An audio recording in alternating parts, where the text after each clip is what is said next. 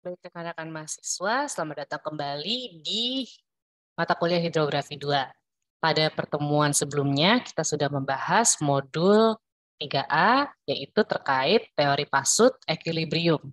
Pada modul ini atau submodul ini, kita akan mempelajari teori pasut juga, namun sekarang adalah teori pasut yang dinamik.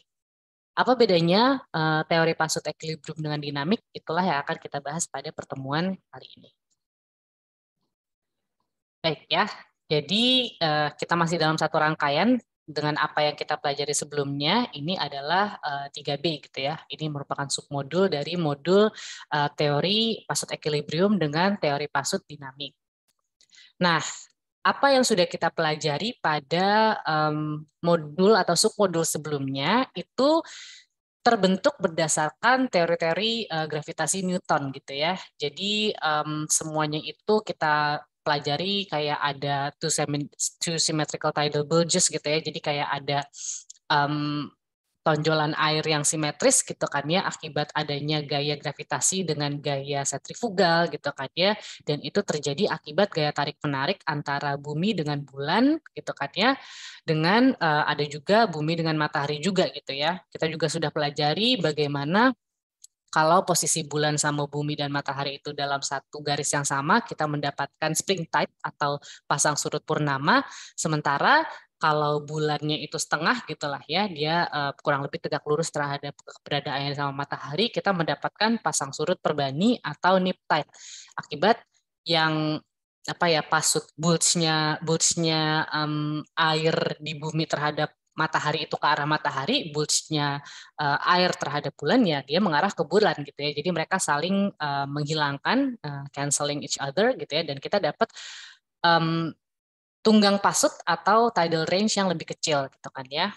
Lalu kita juga mempelajari ya dengan adanya um, this tidal bulge atau water bulge, kita mendapati bahwa kalau misalnya kita itu ada di ekuator, kita akan selalu mendapatkan tipe pasut yang semi diurnal gitu ya, karena kita akan dapat 2 kali air tinggi dengan 2 kali air surut dalam satu hari gitu ya.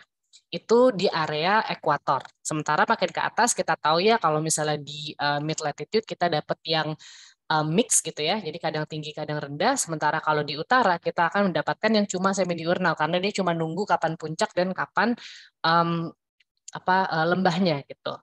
Kira-kira seperti itu kalau misalnya kita hanya mempertimbangkan hukum-hukum Newton terhadap pergerakan massa air di muka bumi. Namun tentunya teori equilibrium ini merupakan teori yang sangat sempurna gitu ya, dalam arti tidak mungkin terjadi. Kenapa tidak mungkin terjadi di bumi? Pertama, karena asumsi dari teori-teori Newton ini adalah jika bumi kita itu seluruhnya adalah air gitu ya. Jadi satu fakta pertama yang mengcancel atau menegasikan teori equilibrium, bukan menegasikan sih, karena kalau menegasikan kesannya kayak nggak berlaku gitu ya, tapi ini berlaku tapi ada tambahan syarat lain aja gitu ya. Lagi-lagi teori equilibrium itu merupakan referensi kita untuk bergerak ke teori pasut yang lebih kompleks. Nah, karena bumi ini itu bukan air saja, ada landmass-nya gitu ya, atau ada massa daratannya, tentunya ini adalah halangan pertama gitu. Karena kalau misalnya bumi ini ada landmass-nya, apa yang tadi kita teorikan gitu ya, kayak oh kalau misalnya di mid latitude dia akan mix gitu ya, di utara dia bakal diurnal, di ekuator bakal semi diurnal terus menerus. Ini belum tentu terjadi akibat pergerakan air ini terkurung oleh massa daratan yang ada di bumi itu. Ngerti nggak? Jadi kayak misalnya kalau misalnya tadi kan yang tidal bulge segala macam itu kan kalau misalnya dia itu perfect gitu ya. Padahal kalau misalnya kita buka gitu ya bumi kita menjadi seperti ini ya, kita proyeksikan gitu ya. Di sini ada North and South America, di sini ada Europe dan Afrika gitu kan, ada Asia gitu, ada Indonesia, dan di sini ada Australia gitu. Jadi pergerakan air itu terhalang oleh adanya massa daratan ini gitu. Jadi itu adalah penghalang pertama gitu ya. Lalu kita gerak ke yang sebelah sini dulu ya. Ada earth rotation di sini. Jadi bulge itu terjadi bahkan tanpa adanya earth rotation, that sort of bulge itu akan terjadi. Karena lagi-lagi yang ke arah bulan atau ke arah matahari itu jelas gitu ya. Kenapa? Karena itu gaya tarik menariknya, hasil dari gaya tarik menariknya. Sementara yang di arah sebaliknya itu akibat dari bumi yang ketarik ke arah bulannya tersebut. Jadi mau nggak mau kayak ada massa air yang tersisa di sebelah opposite side-nya gitu ya, di sebelah sebaliknya gitu. Nah, kalau bumi ini berotasi gitu ya, ternyata rotasi bumi itu jauh lebih cepat waktunya dibandingkan dengan waktu yang dibutuhkan oleh massa air untuk mencapai kondisi equilibrium tersebut gitu. Untuk benar-benar FC sama dengan FG itu tuh ternyata waktunya jauh lebih lama dibanding rotasi bumi sendiri gitu. Jadi tidak akan pernah yang namanya benar-benar equilibrium seperti yang tadi kita pelajari gitu. Nggak akan pernah terjadi seperti itu.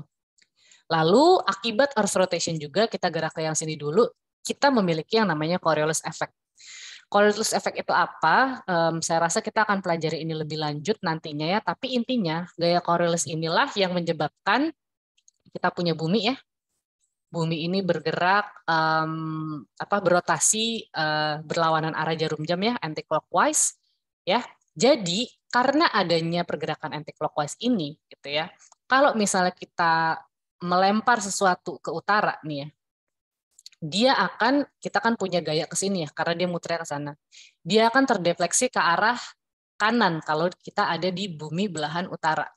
Sementara kalau di belahan bumi bagian selatan, lagi-lagi kayak gini kan, flektornya berarti ke sebelah kiri. Dia akan terdefleksi ke sebelah kiri gitu ya. Jadi gaya Coriolis ini adalah gaya yang menyebabkan adanya defleksi defleksi arah pergerakan suatu material di bumi kita gitu ya. Jadi kalau misalnya kita ada di utara gara-gara Coriolis, kita akan barangnya itu terdefleksi ke kanan. Kalau kita ada di selatan, barangnya akan terdefleksi ke arah kiri gitu. Itulah si Coriolis effect gitu ya. Jadi pergerakan air ini ada efek dari Coriolisnya juga. Dia mau kemana, mau nggak mau dia akan terdefleksi ke kanan atau terdefleksi ke kiri tergantung dia ada di sebelah mana gitu. Jadi dia tidak benar-benar cuma garis lurus doang seperti yang Newton katakan dalam hukum pertamanya gitu ya. Kan lurus ya lurus aja, tapi di bumi ini tidak gitu karena bumi ini berotasi. Then there's that Coriolis effect.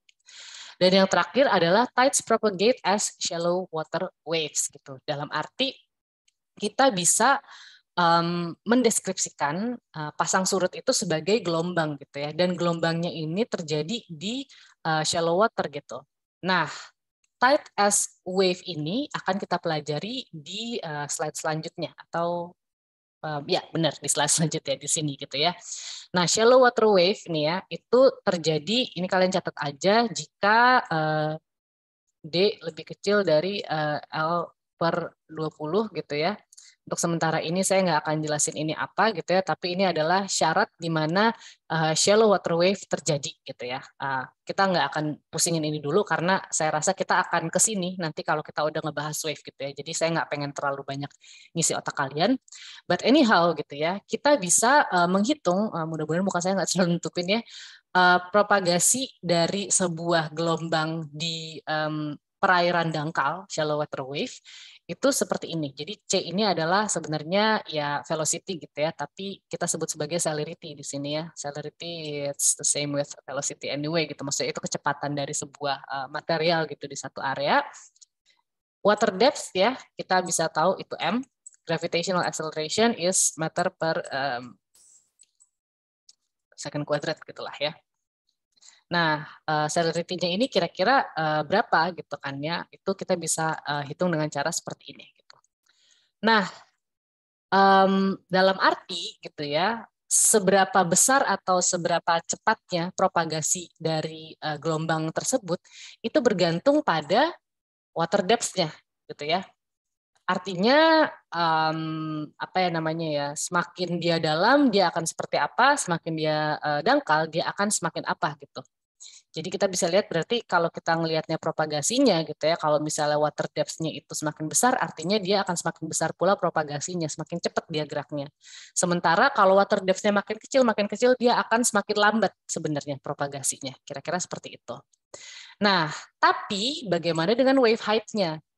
Nah, tinggi dari gelombangnya itu akan semakin tinggi, semakin dia itu dekat sama pantai gitu. Jadi kita bayangin ini adalah slope kita ya. Ini pantai dan ini adalah muka air gitu ya. Semakin dia mendekat ke pantai gitu ya, dia itu kalian karena lagi-lagi ya kita kan air ini bergerak tapi tempat penampungnya gitu ya, maksudnya kayak bumi kita kan segini-segini aja gitu, airnya juga segitu-segitu aja. Artinya kalau misalnya tempatnya itu semakin kecil gitu ya, dia itu semakin deket gitu ya, semakin slope-nya semakin kecil, artinya kan istilahnya area di sini itu jauh lebih besar dibanding area di sini gitu ya. Artinya si air ini butuh ruang untuk dia semakin lama semakin tinggi, akhirnya lalu dia pecah gitulah kira-kira. Nah, di sini as depth increases ya, as depth decreases ya, saya salah baca. Jadi semakin kedalamannya itu berkurang, artinya kecepatannya pun semakin berkurang. Kita lihat di sini ya, nih ya. Kalau misalnya kedalamannya dia berkurang gitu, tentu kecepatannya akan semakin berkurang, gitu ya. Tapi untuk wavelength-nya dia juga akan berkurang dalam arti tadinya yang panjang gelombangnya seperti ini, semakin dia dekat sama apa namanya shore itu garis pantai gitu ya, perbatasan antara darat dan laut, gelombangnya akan semakin pendek justru. Tapi karena lagi-lagi airnya sama-sama aja gitu ya, walaupun gelombangnya jadi makin pendek, jadi kayak bayangin kalau masih jauh gelombangnya begini, makin deket dia gelombangnya makin pendek, makin deket dia makin pendek lagi, tapi nggak cuma makin pendek, tentu si ininya tetap sama gitu kan ya. Nah, jadinya konsekuensinya wave height-nya juga increases. Jadi makin lama dia, makanya kalau kalian ke pantai, kalian lihat kan gelombang itu, terutama kalau kalian pantai selatan Jawa ya, itu kalian bisa lihat gelombang tuh makin deket ke kita, dia akan makin tinggi. Ya, itu adalah konsep dari shallow water wave gitu ya, dari gelombang di perairan dangkal gitu.